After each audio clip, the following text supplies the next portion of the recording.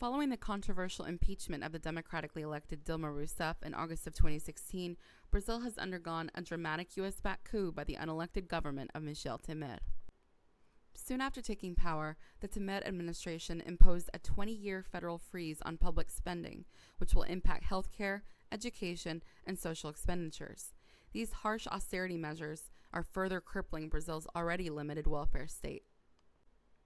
Amid a rising unemployment crisis, the influence of foreign actors, namely the Koch brothers, impelled the Temer administration to begin announcing job cuts throughout the public sector and the expansion of the workday from 8 to 12 hours for Brazilian workers. And as their workdays got longer, their lunch hour got shorter.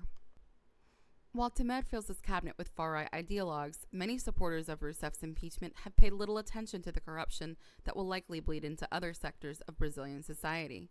Before the rise of Michel Temer, the mainstream U.S. media was obsessed with covering protests against Rousseff in 2013 and 2016. These reports ignored the fact that the protests weren't spurred by the impoverished or working class, but by groups like Free Brazilian Movement and Students of Liberty. These groups largely consist of well-off white academic circles who are financed by the decidedly right-wing Atlas Economic Research Foundation, itself funded by the notorious Koch brothers. This has brought to the forefront protests led by right-wing elements seeking regime change that suits the elitist class.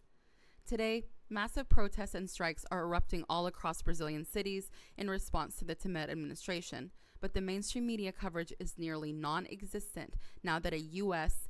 and corporation-friendly leader is in power.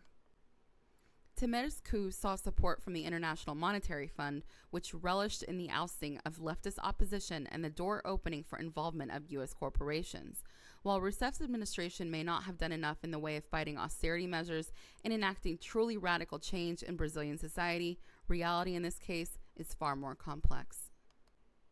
To learn more, please visit mintpressnews.com.